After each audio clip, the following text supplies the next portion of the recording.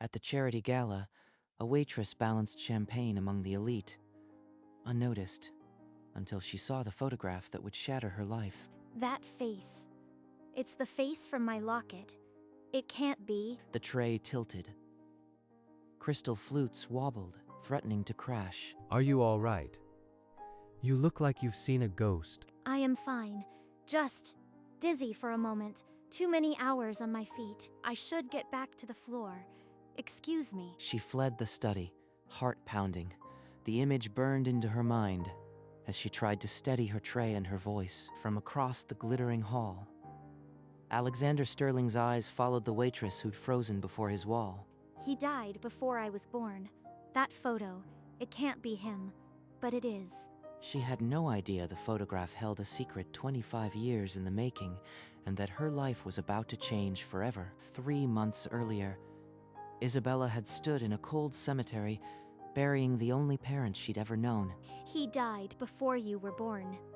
That's all she ever said about him. This locket is the only proof he even existed. She worked double shifts at a diner, each tip stretching toward rent that never seemed to end. At dusk, she'd walk home, clutching her bag, her mother's absence a quiet ache she couldn't shake. The catering job at the Sterling mansion had been a one-night chance to make real money. One night, smile, serve, disappear. Then maybe I can finally breathe. She had no idea that stepping into that mansion would lead straight to the father she'd only dreamed of. All she carried was a locket and a question her mother could never answer, until that moment when a photograph on a billionaire's wall stopped her heart. That night, Isabella hunched over her laptop, the locket open on the desk, searching Alexander Sterling's name until her eyes burned. He's a billionaire, a philanthropist, but not a single word about a man named Luca Fontaine. Nothing. She held the locket up, the tiny photo betraying nothing. Then she looked at his picture online again. Same smile, same eyes, same eyes. That photo on his wall is my father. There's no mistake. She grabbed her phone and dialed the agency, her voice steadier than she felt. I need all available shifts for Sterling events. Every single one. The scheduler noted her intensity, but after a pause, assigned her to a dinner the following week. 7 days. Too long, but I'll be back. She spent those sleepless nights trawling archives, but Alexander Sterling's past was polished, devoid of a man named Luca. He's hiding something, and I won't stop until I know what. The night of the dinner arrived, and Isabella stepped back into the mansion, this time with a purpose burning in her chest. The study is just down that hall. Maybe it's unlocked tonight. I have to try. She slipped away from the kitchen, found the door, and gripped the cold brass handle. A stern-faced butler appeared from the shadows, demanding to know why she was near the private study. I got lost trying to find the service staircase. The layout confuses me. He saw right through me. I'll be lucky if they don't fire me. After the dinner, Alexander called up security footage, his curiosity now sharp as glass. Pull up the feed from the study. That server. She's been here before. That the screen showed her lingering by the photograph.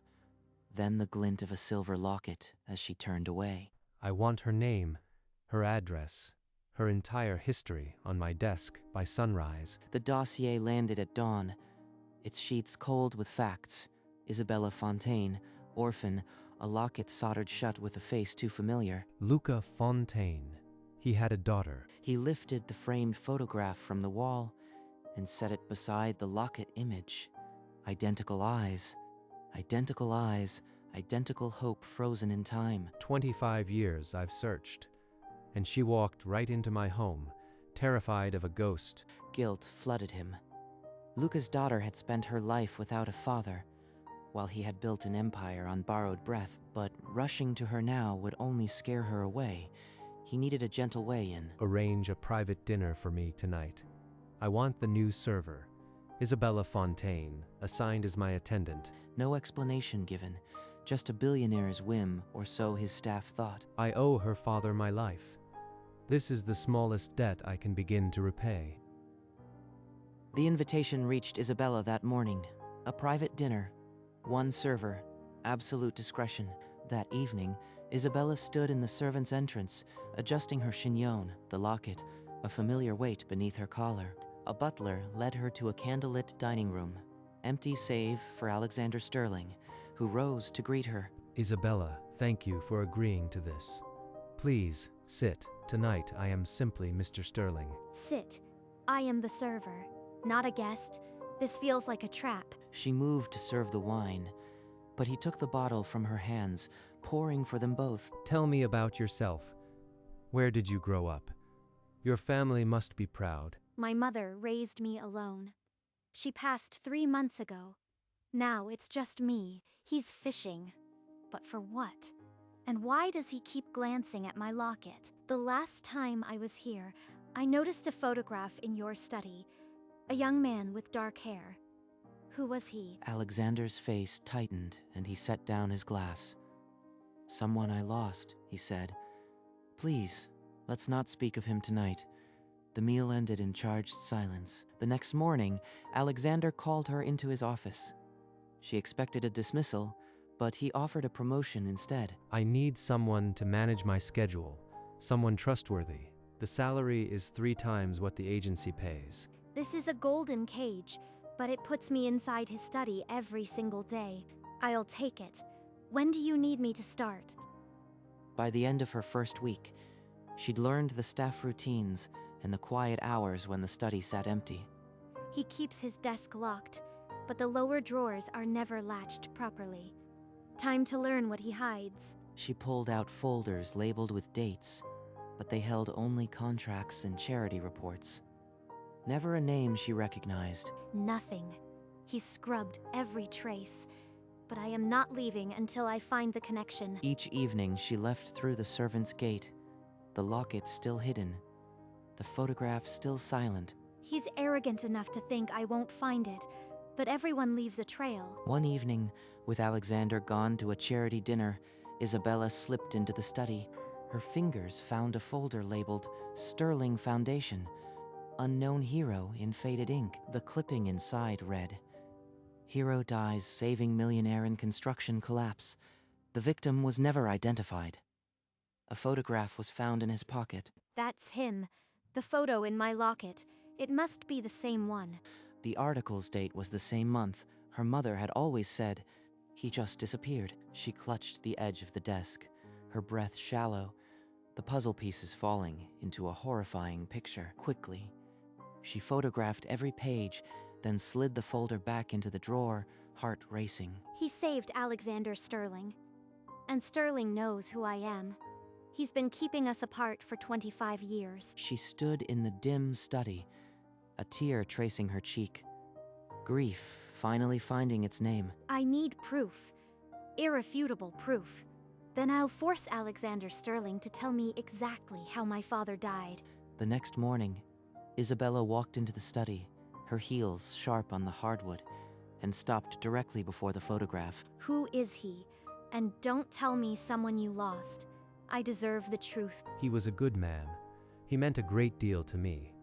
That's all I can say now. You are still lying. I've seen the way you look at this picture. It's guilt, not grief. Alexander's eyes flicked the locket at her throat and pain twisted through his composure. Isabella, please give me a week. Just 1 week. And I'll tell you everything. I swear it. A week? After 25 years of silence, he expects patience. He's still protecting himself. Don't bother. I'll find the truth on my own, just like I've done every day since my mother died. She turned and walked out, her locket swinging, and did not look back. He's never going to tell me, but I won't stop until I know how my father really died. The week stretched on in stiff silence, Isabella handling his schedule with clipped efficiency, never meeting his eyes. Each morning, he left a fresh cup of chamomile on her desk. No note, just steam and silence. He's trying to wear me down with tea, as if that can make up for decades of lies. Late one evening, she passed the study and saw him before the photograph, his hand pressed to the glass, shoulders shaking silently. That's not the posture of a man hiding a secret. That's a man being eaten alive by one. Have you eaten today? The staff says you skip lunch. I am fine. You don't need to manage my meals. He looks at me like I am a ghost. Maybe he's just as haunted. On the seventh day, she walked toward the study, not with fury, but with a restless need to understand. I'll listen.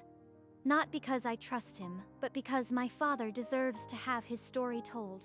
The night before the deadline, Isabella stood at her mother's grave, the locket pressed to her lips. Mom, you said he had a small compass on his arm. You never said why. Now I need to know. Back in her apartment, she dug through newspaper archives, the word compass burning in her mind. Then she found it. A follow-up article about the collapse, describing the hero's distinctive compass rose tattoo. The article read, "A tattoo of a compass rose on his forearm was the only clue." That's him. That's my father. No more doubts. She printed the page, circling the description with a trembling hand, the locket cold against her chest. Alexander tried to protect himself with silence. But now I have the proof he can't deny. She tucked the folded article into her bag, next to the locket, and waited for dawn. Tomorrow, I will make him speak every last word of what happened. The morning sun caught the iron gates as Isabella walked into the mansion courtyard, the folded article sharp against her ribs. Isabella, before you speak, I'd like to take you somewhere. It's time you saw where it happened. He's preempting me. This wasn't the plan. But if he's finally ready to face it, I can wait a few more minutes. Fine, but no more games. You owe me that much. Inside the car, the leather seats creaked and the city noise faded, replaced by a thick, breathing silence. Isabella kept her hand inside her bag, her fingers tracing the folded article like a rosary. He's sitting 2 feet away and still feels unreachable. What is he so afraid of? The towers of glass and steel gave way to tree-lined roads, the silence growing heavier with every mile. Alexander's hands rested on his knees, his eyes fixed ahead, yet not on the road, on something distant and terrible. We're almost there, and whatever I am about to hear, it will break something in me, but I'll finally know. The car stopped before a wrought iron gate, beyond which a memorial garden sloped gently into the morning mist. Alexander stepped out first, his hand trembling as he opened the gate, leading Isabella past stone markers toward a central plaque. So this is it, the place my father became a hero and a stranger's name. In honor of the unknown hero, I had this placed the year after the collapse. His fingers traced the letters, voice cracking. The plaque was bare of dates, only that one sentence, and a weight he'd carried alone. He died here, Isabella. He crawled into the debris to save a man who should have died instead. He's not hiding anymore. He's bleeding out in front of me. Alexander sank onto a stone bench, his face buried in his hands, the years of silence collapsing around him. I came to demand the truth, but now I am scared of what it might do to us both. And then, as the sun broke through the trees, he lifted his head and began to speak. Before Alexander could speak, Isabella drew the folded article from her bag and opened the locket, holding them side by side. This was my father. The compass rose tattoo, that was his. I have proof now. No more evasion. Alexander's face crumpled as he saw the tiny photograph inside the locket match the one he'd kept for decades. Yes, that's him. Luca Fontaine, the bravest man I've ever known. Then tell me everything. From the beginning. I need to hear how he died. Isabella sat on the cold bench beside him, her shoulder almost touching his, the locket still pressed between them. I've rehearsed this 1,000 times, but now, the words feel like gravel in my throat. He drew a shaking breath and stared at the plaque as though it could lend him the strength that $40 billion never could. It was a construction site. The floor gave way. I was pinned, couldn't move, and then your father came. This is it. The moment my life splits into before and after. Before I continue, tell me about your father. What do you remember of him? He was kind, my mother said. He worked construction, disappeared before I was born. That's all I've ever had. Alexander's face froze. Construction. The word landed like a second collapse, and his composure shattered. He was a construction worker. The building that fell, your father was helping to restore it. He was just doing his job. and it killed him. A tremor ran through Alexander's frame as the cruel irony settled in his chest, a weight he could no longer carry alone. I need to tell you everything, every detail. No more barriers. Will you hear me? He's finally ready, and I am ready too. Alexander turned fully to face the plaque, his back straightening, as if the nameless stone could lend him the strength to speak at last. The floor gave way at 9:47 in the morning.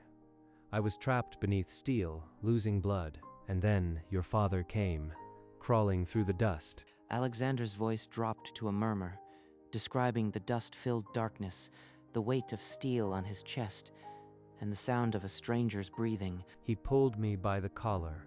His hands were raw, bleeding. Never stopped whispering, "Stay with me." Isabella closed her eyes, seeing the scene unfold. Her father's face masked in grit, the compass tattooed dark with soot. The ceiling groaned. He threw himself over me. I felt his body jerk. Then the weight shifted. Then the weight shifted. For a long moment, Alexander stopped, his breath hitching as the memory crushed him once more. He pressed this photograph into my hand, said, "My daughter." That was his last word. The photo Alexander now held in trembling fingers, the same image inside Isabella's locket. He died saying my name. He died so that man could live. He breathed 3 more times. I counted. And then he was gone. The garden fell silent. The plaque had a name now, and a daughter who finally knew. Why did you keep it all these years? The photo, the silence, why not find us? I tried. For 25 years I searched. But your mother had vanished. Luca had no records. He explained the foundation he'd built in an unknown hero's honor, a faceless tribute to a debt he could never repay. The Sterling Foundation was always meant for him. I just couldn't face putting a name to it until I found you. You want me to be part of it? Not just part of it. I want you to lead it. Let the world know the name Luca Fontaine. The proposal hung in the air, heavier than the plaque's stone, a decision that would reshape her grief into purpose. This isn't just about me. It's about every child who never got to meet their hero. With a trembling hand, she reached out and took Alexander's. The silent agreement was sealed. We'll do it together.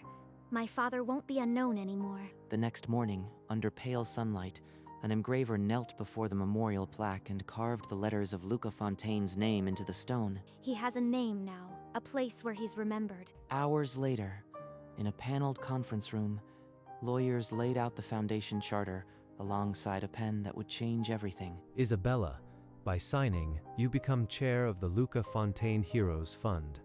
This is his legacy and now yours. She lifted the pen, her hand unwavering, and wrote her name beside his. For my father.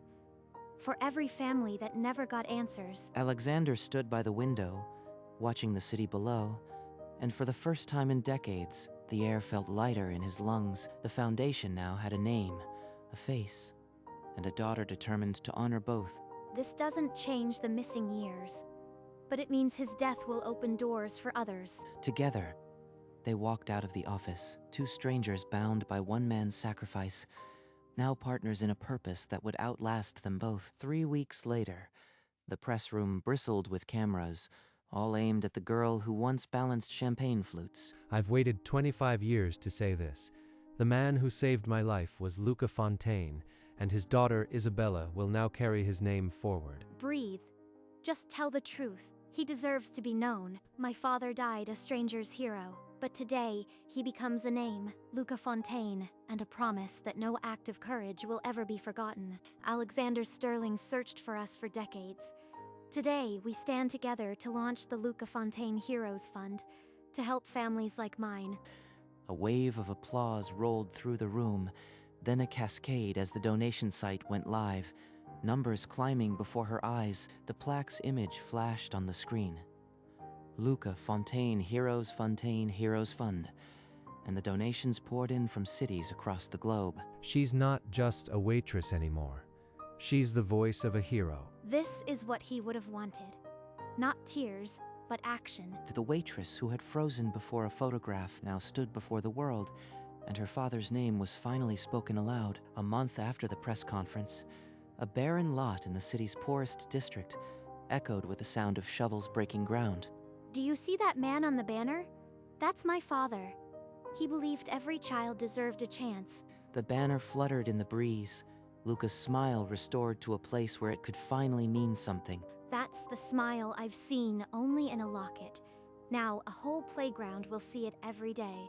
She moved among the workers and future students, her olive skin glowing under the hard hat, the chignon now a symbol of determination. I spent years searching for a way to repay a dead man. Now I see it in bricks and laughter. In a year, these walls will hold classrooms, and my father's name will be on every door. Alexander, gray and gentle, stayed at the periphery, carrying no agenda except to see the debt finally take form in concrete. The Luca Fontaine School would open in the fall, but already the ground beneath it was hallowed. He never got to see me grow up, but 1,000 kids will grow up knowing his name. 1 year later, the memorial garden wore autumn's quiet gold, and Isabella walked its path alone for the first time since the truth. The plaque bore the name Luca Fontaine in carved letters, and above it, a tiny embedded photograph smiled for the seasons. I used to trace your face in a locket. Now I trace your name in stone. She opened the silver locket one last time, removed the worn photograph, and laid it gently on the cold stone. Beside it, she placed a fresh copy of the same photograph, the smile that had once frozen a waitress before a billionaire's wall. Thank you for saving him, and for giving me this purpose. She stepped back, and the setting sun wrapped her in amber, the locket and photo now forever part of the stone. I was always his daughter. Now I am the proof that his sacrifice ripples outward, still. Far away, the first walls of the Luca Fontaine School rose under a different sun, but here, the silence was complete. The waitress, who had seen a photograph on a billionaire's wall, had finally found what she was looking for. Not just her father, but her own place in his legacy. Hands that once trembled now held the locket and the photograph together, the past and present fused in morning light. On a hill, she faced the horizon, her father's name no longer an echo but a declaration. On a windowsill, the silver locket and the wooden frame rested side by side. Finally at peace, a waitress's discovery, a billionaire's debt, a father's sacrifice. 3 lives woven into one story. She no longer measured her days by absence, but by the lives her father's memory would touch. Sunrise spilled over the 2 photos, and the dust motes danced like years finally set free. Below the hill, the Luca Fontaine School stirred with children, their laughter a song he never heard, but now forever inspired. The locket, no longer worn, glowed as if to say, he was here, he mattered. Every brick of that school was a tribute. Every classroom, a promise that no hero would be forgotten. And the waitress who froze at a photograph walked into the sun, her father's legacy now her own.